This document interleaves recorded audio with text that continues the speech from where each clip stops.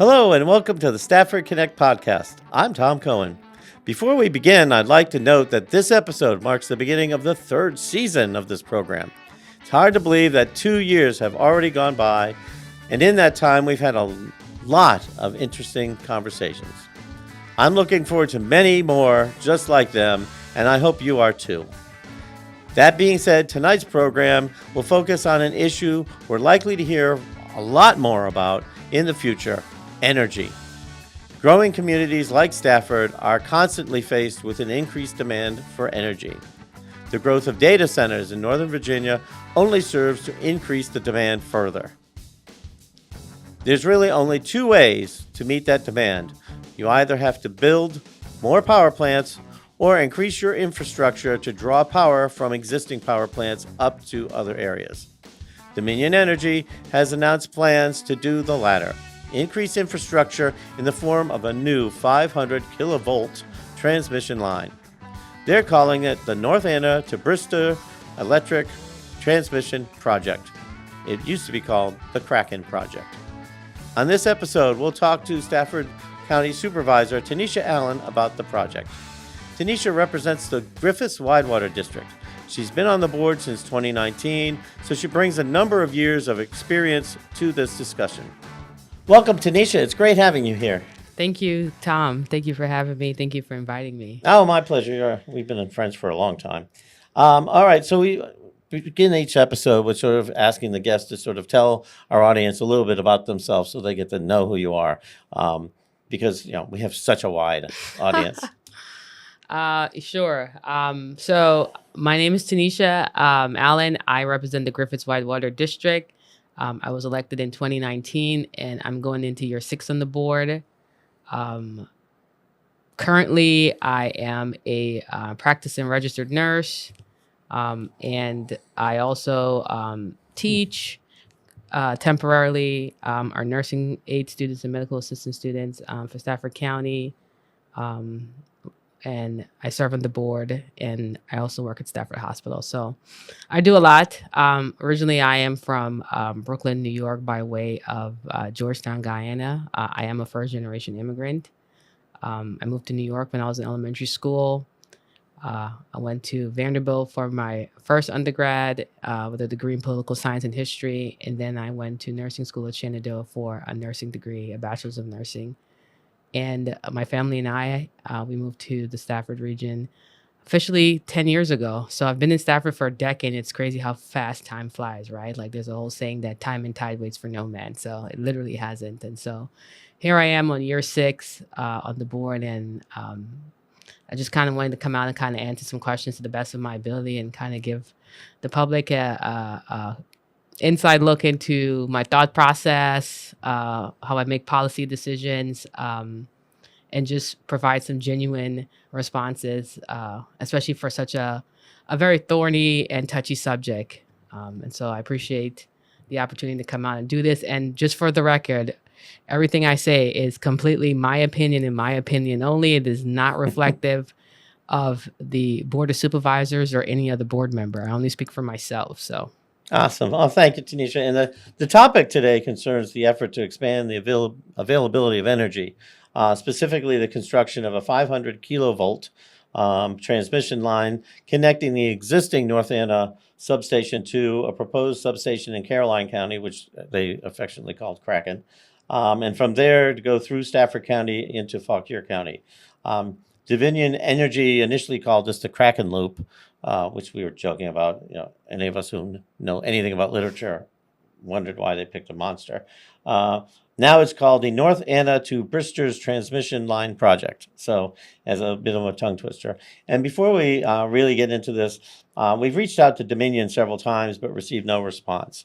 And so this is why we wanted to have this topic on earlier, but we couldn't get Dominion. And then I knew the county was going to do the town hall, and so we waited till after the town hall so that we could get all the more recent information, and just to respect the staff who was working hard on the town hall. So Before I really get into this some more, I want to be clear that the Stafford board has taken steps, including the town hall that I attended and you attended last week, to ensure the public knows about the information there is and gives their input to the state commission before the state commission makes their decision. So this is not while this impacts Stafford residents, this is not a Stafford board decision. This is a state decision. And so let's start with what info we have. Why do we need more energy in our area? So first of all, I definitely want to make sure that this is abundantly clear to the public that this is not a local driven decision. This is not a Stafford County Board of Supervisors decision. This is entirely driven from a state perspective and from Dominion perspective. And so we are just trying to be a party to that process so that we can best represent the interests of our residents.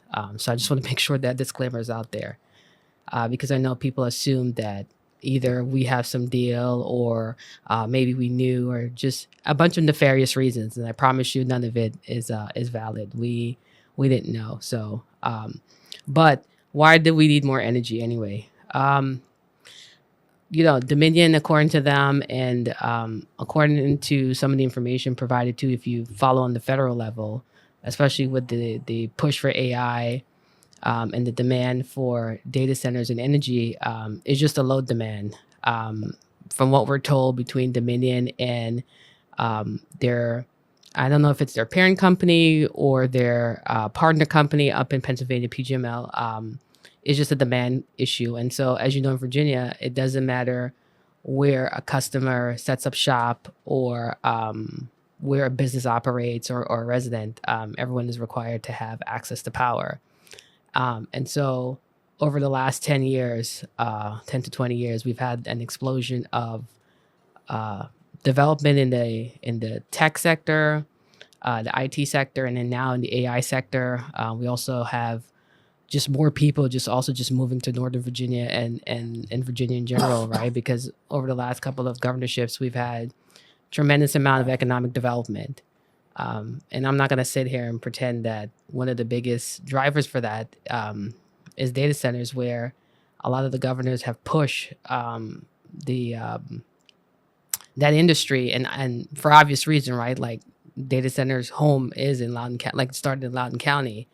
And then it's trickled its way down to, Fairfax, Prince William, us, even the city of Fredericksburg has one, Spotsy, Caroline, and all the way down to Richmond and so forth. And so that demand and that need, on top of the growth that's happened adjacent from a residential standpoint, is definitely something that I guess Dominion said that they have studied, and from their research and from the information and feedbacks that they got, and from PGML, that it shows that they have to meet a low demand in the next decade to two in order to be able to adequately supply services to their customers, regardless if they're residential or commercial. And so the argument is, one, this will better distribute the power throughout the grid, which hopefully will not only meet that demand, but help with some of the redundancy issues. So that is my interpretation for what I got from why,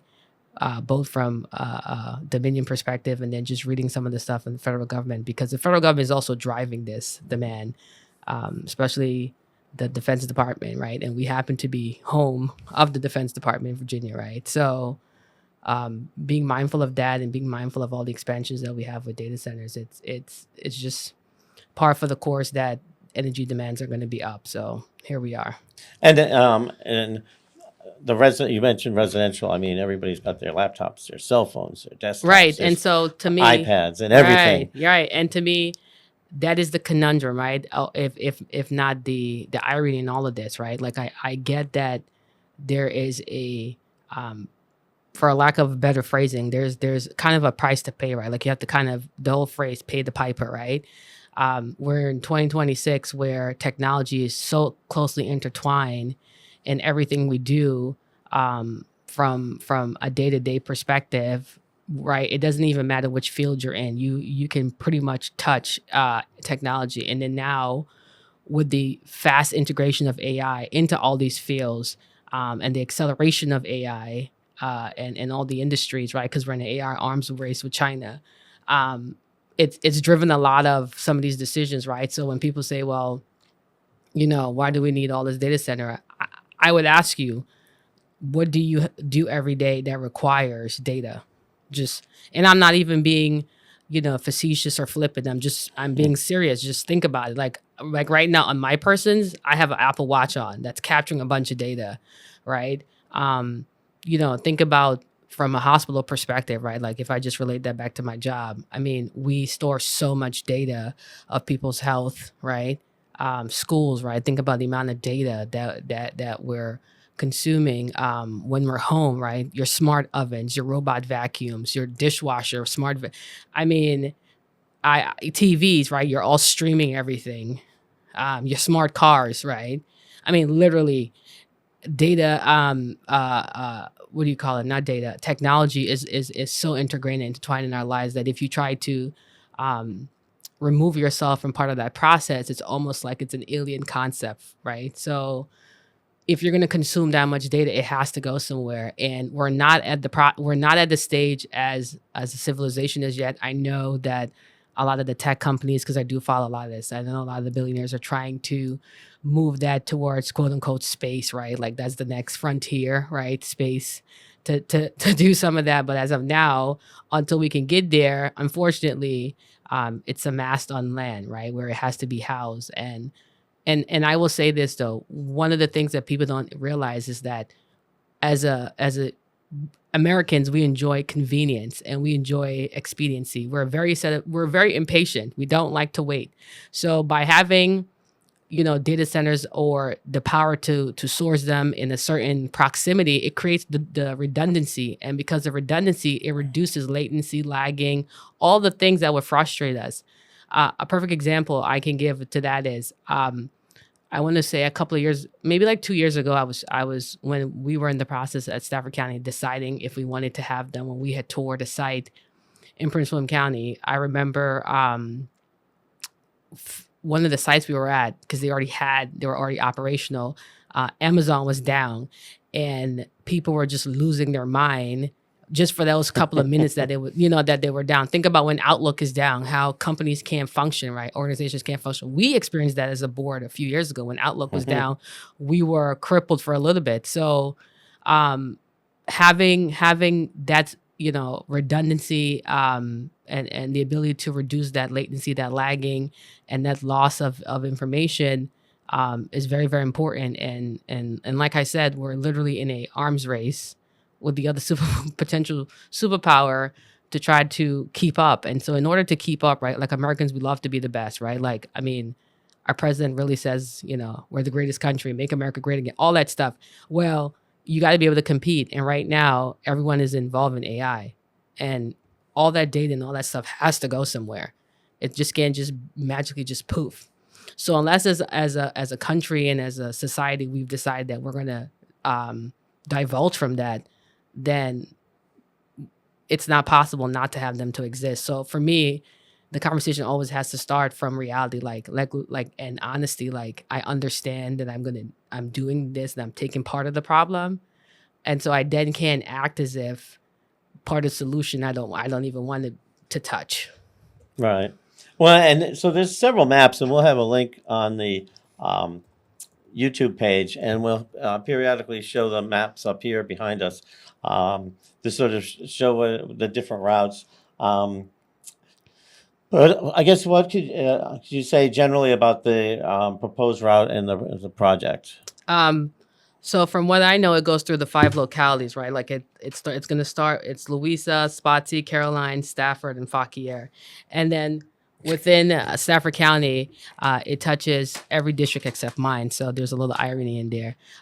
It's going to go through Falmouth, George Washington, Aquia, Hartwood, Rock Hill, and Garrisonville, with the bulk of it being going towards the western side of 95 of the county. Yeah. Because it's heading towards Fauquier. So the 3 districts that will be impacted the most, will be the Hartwood, Rock Hill, and Garrisonville districts. So, And And it's about from what we are told, from what we've seen, the maps that we've seen. Mind you, Dominion hasn't submitted anything to us. Is it's about 70 miles worth of cables that they're looking to extend to the North Anna substation.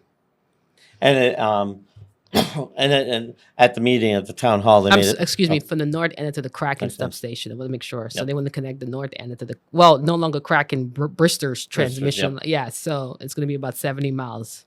And the reason why the correct phrasing is Dominion hasn't submitted specific plans. It shows on a map something, but it's sort of like many of the things until they've done the research and the various studies, they don't have a specific plan. So I'm just giving that filler because when you said that we don't have the specific plan, we're sort of we, meaning the county, all the counties, are at the whim of when Dominion finally submits it officially Yeah, to do it. yeah, so we're not gonna know until Dominion officially submits their application to the SEC, which they've told us will be in the third quarter. So I suspect sometime in the summer, Okay. and then when they do that, we'll have the official maps of exactly where they planned. So for now, they could be showing this, right, and I guess maybe gauge responses and community reactions and feasibility and all that stuff. But what the official lines will be when they submit their application, and it could still be the very same line, right? Right. I'm just telling people, but this is the opportunity where they're looking for impact and feedback. And the SEC stands for the State Corporation Commission, which is the body that will ultimately make the decision, and which people can, as was told to people at the town hall meeting and then on our various websites, can submit their opinions and views and thoughts. Now, Dominion Energy has listed several benefits to the community. What would you say are the primary benefits to the county of going forward with this, in theory, of trying to get more power? You alluded to this earlier, that we need more power for loads of stuff, but is there anything specifically for Stafford if they bring it from Lake Anna upward?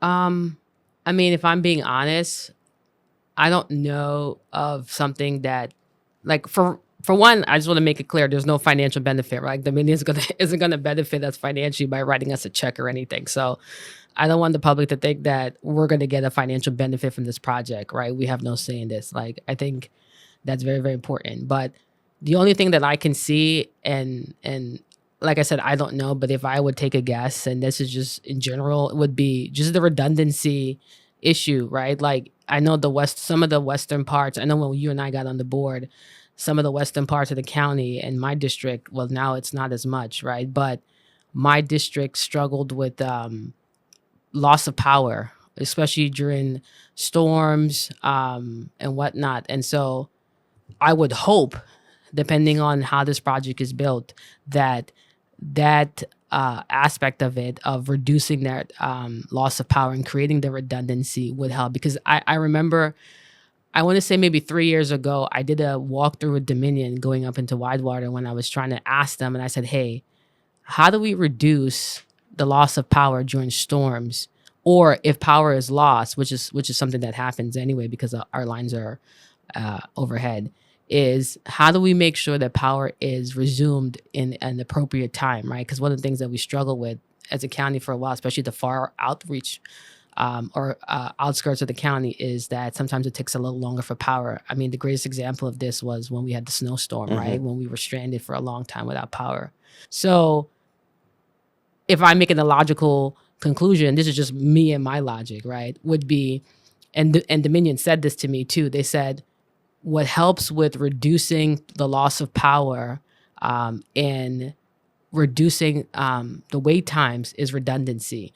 So the better and more redundant their grid is, the better it would be for customers. So if I had to guess, that probably might be the only thing for now that I can see, because like the rest of the public, I haven't seen their project, I haven't seen the plan, I haven't evaluated it. But if I'm making a logical conclusion, it would be, hopefully, if they're going to do this, right, it's going to help with residents and reducing the wait times for resuming power, and then reducing the redundancy, creating the redundancy issue so that we don't lose power, right? So that it becomes more infrequent versus frequent.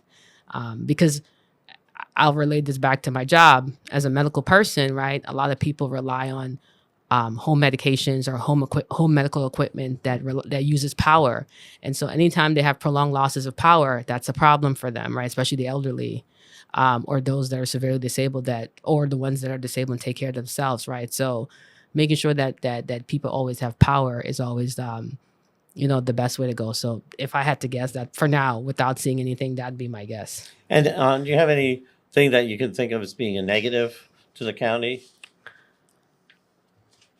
I mean, to the county, obviously, no one wants power lines placed in their backyard. I mean, it's not something that's ideal. But aside from that aspect of people worrying about the disruption of their property, or the devaluing of their property, it's more of an individual level. As a county as a whole, I don't see any negative. Like I said again, until I see the project, and Yep. then I can evaluate it. But if I were to guess from an individual standpoint, it would probably be, how does that project affect my individual property, right? Because I mean, let's be honest, no one wants to sell their home with a transmission line through it running overhead, regardless of how pretty the house is, right? Like, I mean, you'll sell it, but in the back of your mind, are you going to get fair market value? So I'm just being honest. I'm not saying it's a reason, but I'm just like, I can see on the individual level that's probably more right now, and that's probably where the concern lies. Is one, I don't want it, but two, how does this impact my home? And this sort of, and you've stressed this, and I think that the public really would be helped to understand this. And you don't have to, I'm just reiterating what you said, but it's almost like if the federal government was going to put another highway through, but they haven't told us the plan, and they haven't told us where, and they haven't told us this. But people are having wonders, and the board has wonders of what's going on and I think that, and you can correct me if I'm wrong, that was why your board was really, I'll say, forthright and forceful in saying, well, we don't know much, but the public needs to know what little there is and needs to know it, and be very transparent in it. I was watching the meetings. I was very impressed with you and other board members who are just like, yeah, we don't know much, but the public needs to know what's theoretically could be happening to them. And I Yeah. think that was excellent to see the board, and I think I'm right on this one. I mean, come together and just say unanimously, like, this is important to all our residents. Yeah, that's one thing I say, that is true for the board, and that'll probably help people to understand. People always think that there's nefarious things going on between elected officials and corporations, or the state or the federal government, whatever it is, and sometimes it's not that, right? People often don't understand the way Virginia is designed compared to some other states that they've migrated from, and I'm a perfect example, right? Like, this is a Dillon Rule state. We can only do what the Code of Virginia allows us to do, and the General Assembly allows us to do. Whereas some other states, there's more freedom on the local level to be more actionable in a lot of things that we're able to do. And so people come from other states, or people just are here and don't understand. And so there's a misconception that we can maneuver in ways that we can't. And so for the board to be able to be so responsive and take an approach, we wanted to show the public, like, no, we're in the same boat as you, and we hear you. And we want to make sure that we show that we're acting and we're transparent, because we get accused oftentimes of not being transparent. And so we wanted to be abundantly clear that, no, this is where it is. This is what we know. This is what we don't know. But this is what we plan to do to address the issue. And so that is the approach that we've taken, and it's been unanimous. And so and it's not been a question or doubt from a single board member on how to take that approach. Right, and it was very, as I said, I was watching it. It was really impressive to watch that. So on the state level, you have the State Corporation Commission, the wonderful SCC, that regulates energy in Virginia. And so they, of anything that's over 138 kilovolts or more. And so they've sort of said that they think this project is reasonable, but by law, they must consider whether the potential impacts on scenic areas, historic districts, and the environment have been reasonably minimalized. And so looking at that process, what does the state do that you know of when it's trying to do those decisions? and we got a little bit about that at the town hall. But I mean, there's a certain process they have to look at when deciding those things. One would think that there's like sort of a rubric or something. Um, I know the state process is well, one, Dominion has to, the process basically starts with Dominion submit their application, right? So then,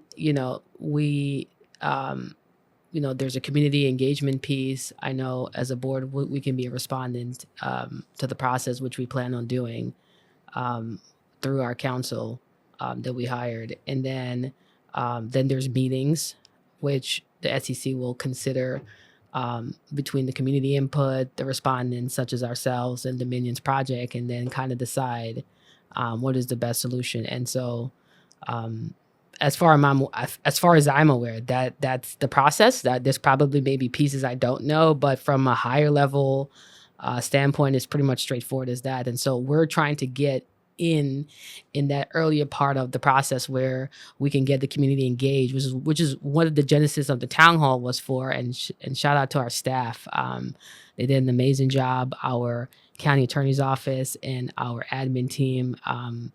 They did an amazing job organizing this. And so, but one of the things we wanted to do was to be able, in our outside counsel, was coalesce the community engagement piece now, right? So we have a kind of I'm trying to think of the best way to say this, a structured community engagement piece that is easy to produce and track and follow and submit to the SEC versus having, splintering of that piece, because there's so many communities involved, right? Oftentimes their concerns or the information they want to share can be all over the place, right? And so when you're trying to be deliberate and diligent and intentional in how you're producing this to a body that is apolitical, you want to make sure that you have that information delivered in a organized fashion, right? And if you can organize the community and produce that is to your benefit, because then you don't have to spend time trying to figure out what does the community want, what does this one group want, what does that person want, and you can spend your resources and your time trying to figure out based on that information what is the best strategy forward. And so that to me is the piece that it's important. And so once we have that, then as a board and as a strategy going forward, then we can start figuring out, okay, how can we then tackle this from another perspective, right?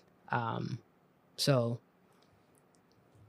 Well, and that was I'll really a focus on last week of this is how to submit your thing, the separation of the tables for basic different areas that you lived in, so that rather than a big one meeting where somebody goes through the whole thing and people are thinking more about their area, they could go and look at their area, and that way they could respond appropriately for their area. Others can look at the big picture of it. But if I'm living in Hartwood and it's going to go through such and such, I can think, oh wow, this is historical. I mean, quite honestly, a lot of our area is historical. So, right. so That's that'll the irony, be, which is really neat. I think that was one of the things that was very well done, as you said, by the staff and the consultant, was to gather all that in a nice way of coalescing it into something that's more manageable than having everybody who thinks just contact the SEC and that gets put into a pot. Right. And so I think doing this route, like I said, the biggest consideration the SEC will have, right, which will probably, if I had to guess, and our county attorney's office can't fault me for this, but the argument has to be the community piece, right? Like that is the biggest consideration.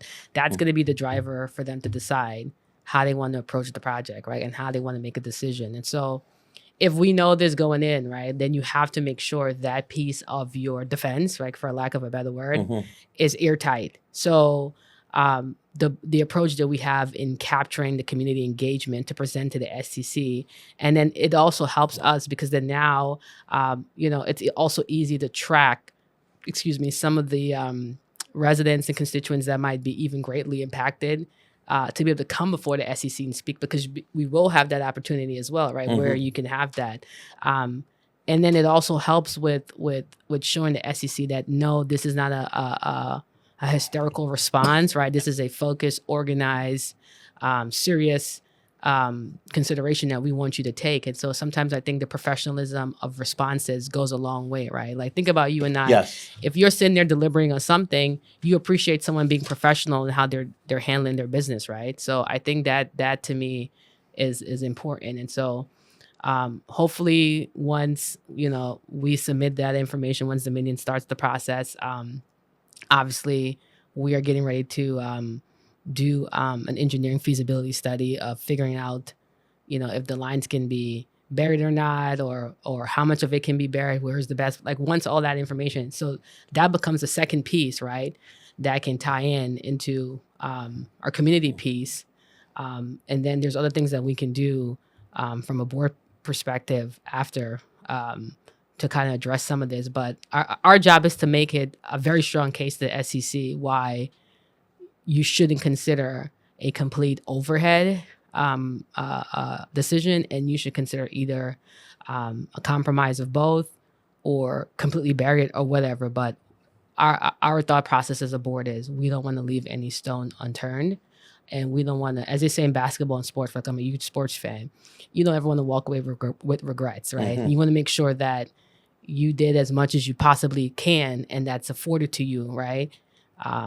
So that way, you tried your best and literally the decision wasn't in your hand. And in our case, it's not in our hands. So we can only shoot our best shot. And so that's what we intend to do. And if I remember the timeline, so that they were supposedly in the third quarter, and people are not obsessively compulsive about this. We're talking basically July to October-ish. Yeah. They'll submit it. Then there'll be the kick in of public comments or compiling all the various things. And again, sorry, the fact that the Stafford County piece is being so well organized, almost a year ahead of time, and saying this is what's going on. This is so that when it finally is unveiled, we were sort of already ahead of the game instead of starting to do things. Right. So we're not sitting there scrambling, figuring out what our strategy going to be, right? Because we've already done the information gathering piece. We've kind of, and that's a credit to our counsel, right? Both our in-house counsel, our county attorney's office, and our outside counsel in their communication. It's kind of figuring out, okay, really what are the possible defense or what are the possible windows of opportunity that you can argue in your favor.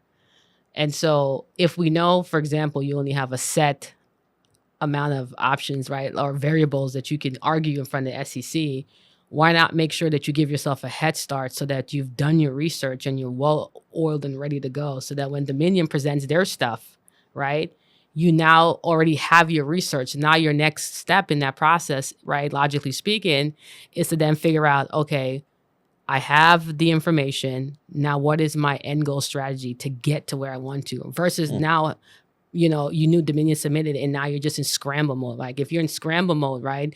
Like like I'm not saying this is happening, but just as a person, right? You're panicking, your adrenaline is pumping, you're not, your thought processes aren't clear. And then sometimes you might mess up and make a mistake, right? And then that's where you have that regret, where you didn't shoot your best shot.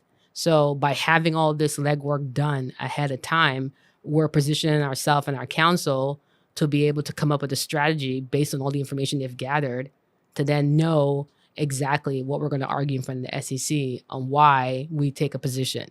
And if you need to tweak it, because right? this is what the plan is, you have enough time. And so if Dominion brings something that's completely different than what we anticipate, we already have the information. We have our engineering study will be back. We have the data from the residents, right? We have the feedbacks. We have everything we need, and we're going. So that way, the clock that Dominion will start isn't a clock for us to worry about information gathering. It's more about strategy planning. Right, and that's and to say that's oftentimes unheard of in anything, companies, businesses, governments. Anything. Yeah, well, the best companies always say the best laid plan and the best strategies is really how they're successful, right? And government, and it's funny because government gets the flack of being slow, deliberate, and prodding, right? So for us to be able to be deliberate, right, but not slow, right, is a testament to our residents, right? Like I know people are asked, well, when did you find out or when did you know?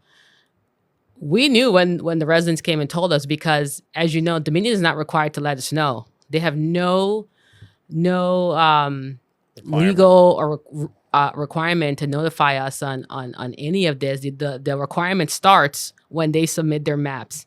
So the fact that our residents came and advocate for themselves, right? And I always tell people, right, like, you are your biggest advocate. Like, even if the outcome may not be what you want, at least go advocate for yourself, right? So that way you don't have regrets.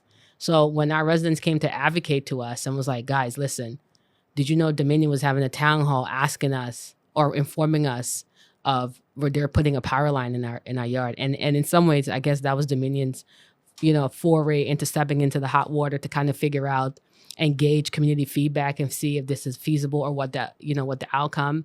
And obviously it was a strong reaction because people got noticed, and then there's a town hall and it didn't went well. And the public was like, wait, we need to go speak to the board. Now, of course, most of them assumed that we knew. We didn't know. We in the same boat. So when we found out from a board level, and then some of the supervisors that are more impacted, as I mentioned, the Hartwood, Rock Hill, and Garrison districts got even more correspondence, as a board collectively, as a group of members, they brought it to our attention, was like, listen, guys, this is happening. Have you guys seen this?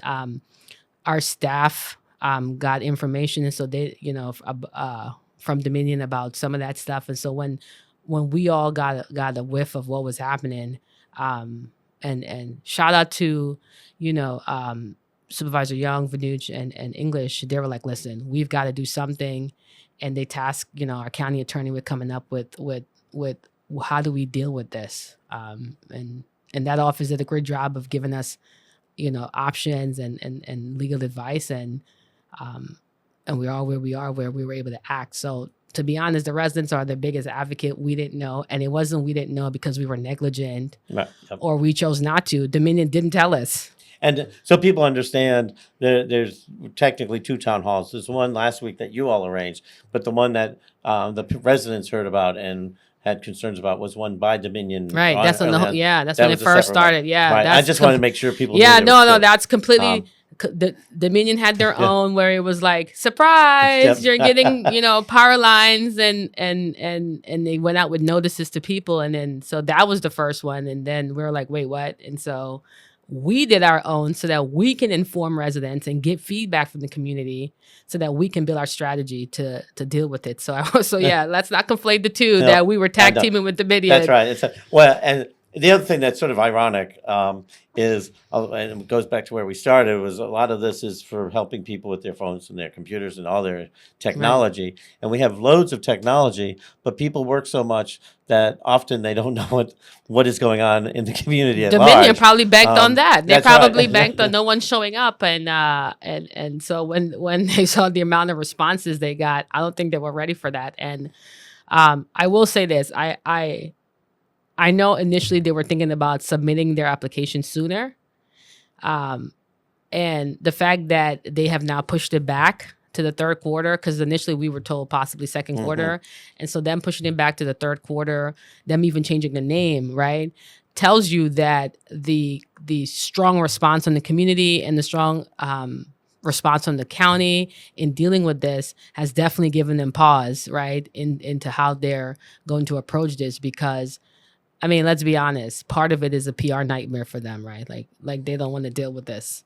And the state doesn't want a PR nightmare either. So at least to me, if I'm reading between the tea leaves, and this is not a tea leaf like, oh, this is going to come and work out in their favor or not. I'm just saying, at least there's some positives to take away so far, that Dominion is, they didn't feel as confident before, maybe because now they're altering their timeline. So maybe that's a sign. I'm wishing, this is me, Tinesha speaking, hoping and wishing that this delay that they've decided to push back, maybe it's a sign that now they've been more thoughtful in their project. Maybe they're considering, which I've heard, they're considering the opportunity of where could we bury the lines if it's possible.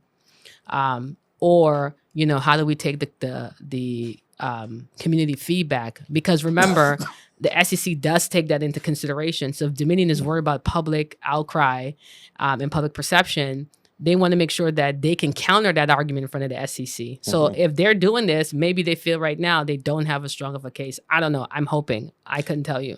Well, and at both the other night and online, I've seen people having a fatalistic view of it doesn't matter. And I would agree with you that I think from what I heard and what I've checked with other people in other parts of on other issues with the SCC, it does matter. They do take things into consideration. So that to anybody just having an attitude like the state's going to do whatever they want and too bad for us. Right. That fatalistic response to Right. me is not, it's not, you know, I get it, right? Like we all want to bet 1,000% in everything we do. Like, don't get me wrong. No one wants to lose. No one even wants to feel that gut punch, right? Especially something as significant as this, right?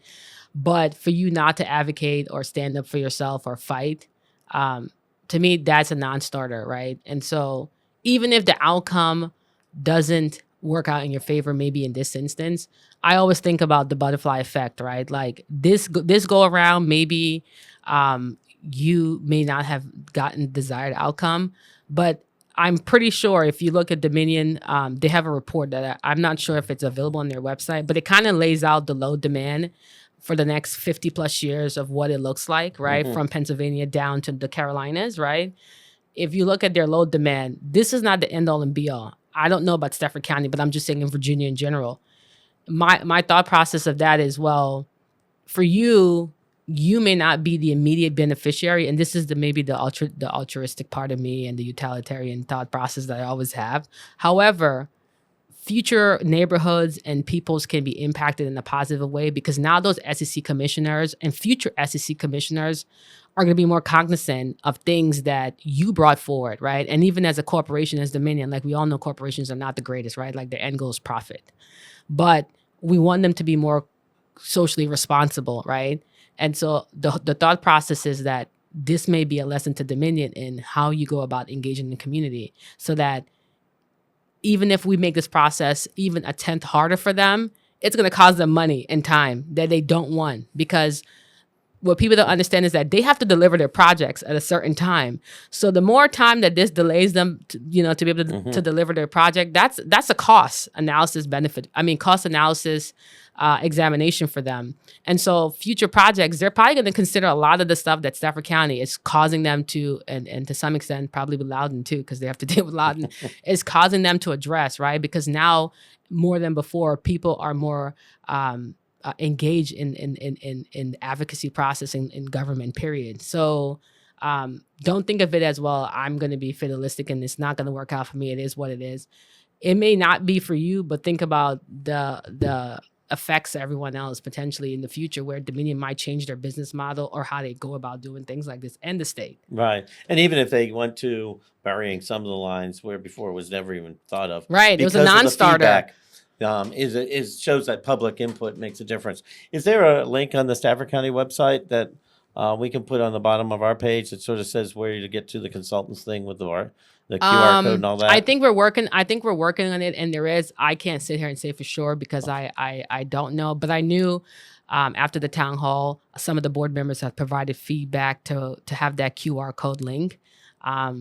If it's not up by the end of this podcast conversation, I'm definitely going to reach out to the county attorney's office to provide that information.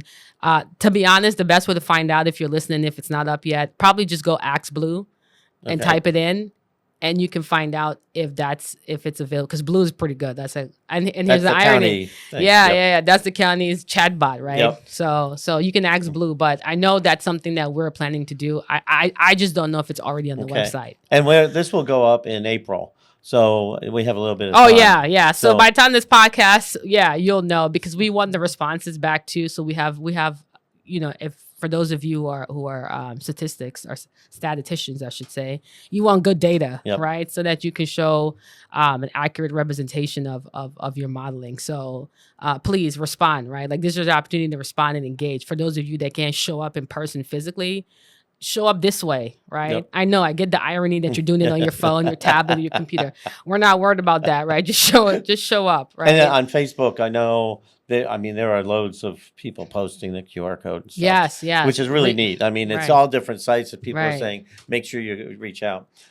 So as we wrap this up, we normally ask our guests if they have anything, a happy story about Stafford or a happy remembrance or something that just, and as a decade longer here, is like, wow, I just really like that. And I know from working with you on the board, you've done a lot of things for a lot of areas, particularly in the Widewater and the Griffis district, for that. So I didn't know if anything just screams out at you. Well, before I say that, I just want to point out something, and you guys can go back and edit this. But one of the things I want to answer is and give people a heads up, like how on a local level too do we plan to address this, right?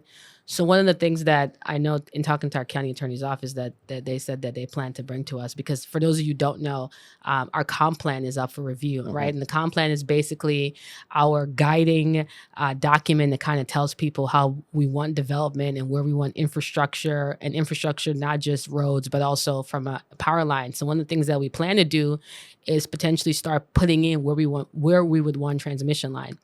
This becomes helpful because in the future, or even with the SEC, because I don't know which will come first, if our comp plan will be finished by the time Dominion submits their application, I don't know. But the goal is that in the future, if Dominion tries to do anything in the county, or any power company tries to do anything in the county to that level, there's a stronger argument for us in front of the commission that it's part of our comp plan, what we would like to see. So when people say, well, what are you going to do to prevent something like this from happening? That is a very actionable item that the board intends to address. So that's one. I know we plan to ask for a community meeting, because I know the SEC offers the option for one of the meetings to be with the community. That is something we plan to do, right? Like bring Dominion to our backyard, right? Like deal with the pressure, right? Like show up in front of our residents and tell them why you want what you want, and let the SEC hear some of that and live in some of that uncomfortability, right? So I just want to make sure that people are aware that it's not just counsel and strategy. Like these are also some actionable things that we plan to do, because I'm going to be honest, I don't know what the outcome would be. I know if I had a choice, just in terms of feasibility, like, I did some research and I've kind of looked into, this is a 70-mile project. The only project that I know of that has a 500 kilovolt line buried is in California. And I think it's like 3-point-something miles of that project is buried out of 100-something miles. So it's not feasible to bury the entire thing. So we're going to have to figure out, based on neighborhoods and schools and whatnot, what does it look like to have a mixture? Because the only other place that has even more than 3 miles is Tokyo. And I think it's like 40 miles or 25 miles. I know Germany's working on a 400+ mile project from South Germany to the north to connect power.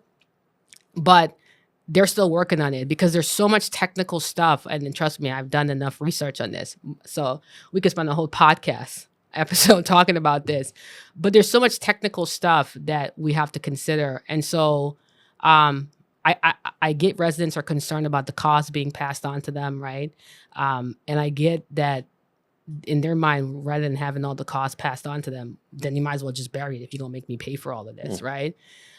But you have to think about the environmental impacts. You got to think about, the feasibility of burying an entire 70 mile. I mean, that may not be possible. I don't know the exact mileage in Stafford.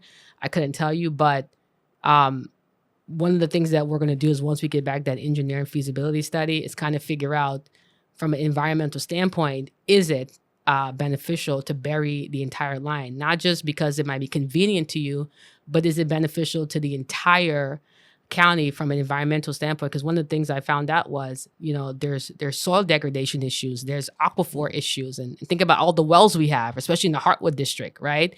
So those are all things that we have to consider. And so I'm hoping at the end of the process, hopefully by the time the fall comes around, when this will start, is we have a good amount of information and we can make an informed decision and informed argument that hopefully the SEC will consider. But if I had to guess, I'm hoping there's a compromise and they can overhead it in the other counties, underground in Stafford. That's a compromise to me. But we'll see. And I just want people to also be realistic, right?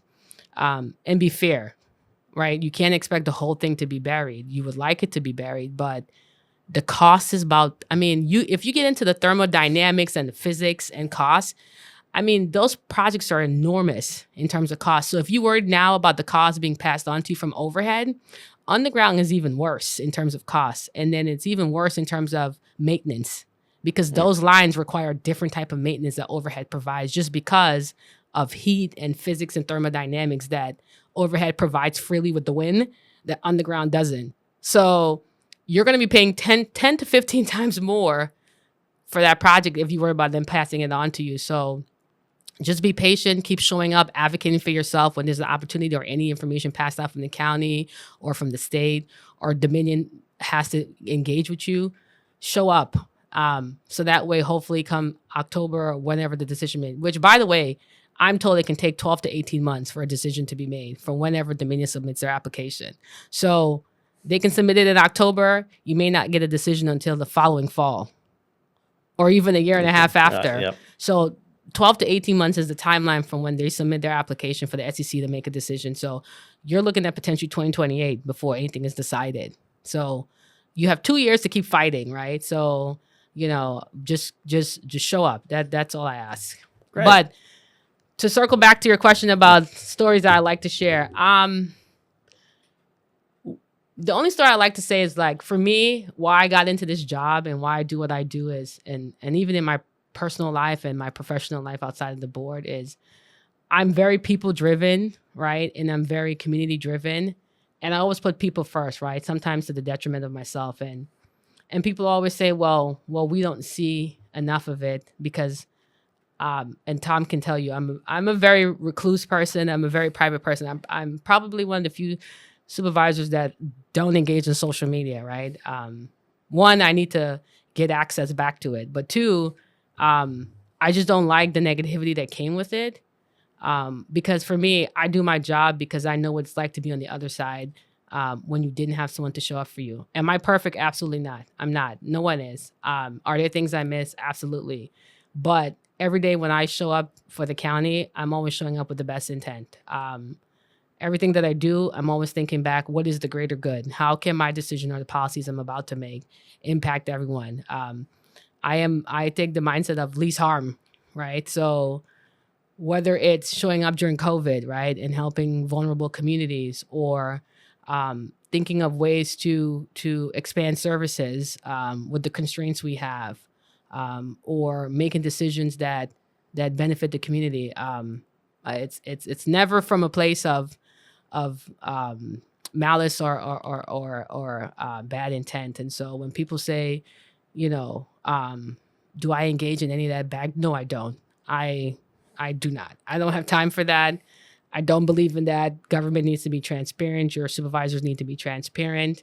What I tell you on the dais or what I tell you on this mic, and Tom can tell you, is the exact same thing I'll tell you privately, right? Like, yes. I don't switch up. Mm-hmm. And I think part of the reason people, I guess maybe there's a lure to who I am is because I'm not very visible. But when I do speak and I do say stuff, it's always intentional. I always try to be logical and always try to think of the greater good. It's never to benefit one person over the other or to favor anyone. It's like, how do I make sure that in 10 years, 20 years, 30 years, Stafford County is the best version of itself? Because I've raised my family here, right? Like, my kid started school here. She's a freshman in high school now. And I want to make sure that when she's of age, and her generation is of age, that the county that they inherited is a better version, right? Because as parents and as human beings, that's what we should want for the next generation is an inheritance of something better. Perfect? No, because we're human and we're fallible. But better, yes. So all my actions and decisions is always to combine my love of politics, which people keep forgetting. I have a whole degree in politics. That was my first love. And then marrying it with my love of helping people, which is medical. So combining those two, the board gives me that opportunity. And so I show up. Just because I don't show up in a photo op, right? It doesn't mean I don't show up. And Tom will tell you. And so I'm hoping that, the public appreciates the amount of sacrifice that we give. And then also offers grace when we're not perfect, because we're not meant to be. And this situation is a perfect example of that, because it's difficult, it's thorny, it's unpleasant, it's uncomfortable. People's, livelihoods are in terms of like homes, right? Like that's for a lot of people like myself, like that's my livelihood. That's where I invested everything in. So I get it. You want to raise your family in an environment that you felt was best. And unfortunately, sometimes in life you get thrown a curveball, and it's how do you hit that curveball? Do you just sit there and let it come from 10 to 6, right? Or do you sit there, be patient, wait, and swing and make good contact? So I'm hoping that at the end of this, in 12 to 18 months from the fall, that we made good contact, and people can walk away knowing that our representatives showed up for us. So. And we appreciate that you came and showed up for us. So I really appreciate everything you do, Tinesha. And thank you for being on our show and for all the great information. Yeah, no problem. Like I said, I will repeat the disclaimer. This is completely my thoughts and my thoughts only. Nothing to do with the other 6 members of the board. They can each speak for themselves, and collectively as a board, I do not speak for the board collectively. And yeah, thank you guys for having me.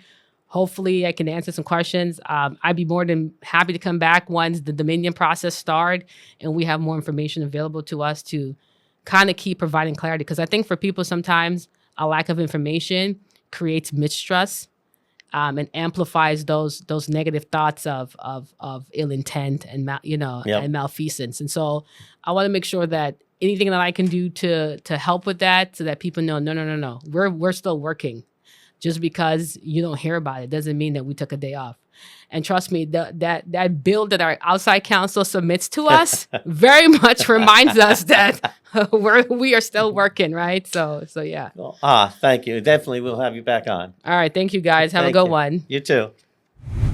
For more information on this project by Dominion Energy, you might want to check out the information hub created on the County of Stafford's website.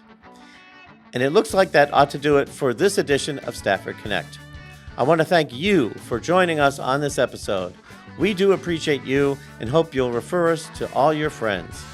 And while we're talking about friends, we want to thank our friends at Tilly's Ice Cream for their continuing support of this program.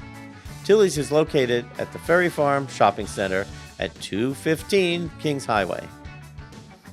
With a hot summer months just around the corner, you might want to take plans and stop by and treat yourself. You'll be glad you did. On our next episode, we're looking at having a discussion about the recent Virginia General Assembly session and the new laws they passed and maybe what they didn't pass. Until then, I'm Tom Cohen, and you're listening to the Stafford Connect podcast. Stafford Connect is a River's Edge Media original podcast.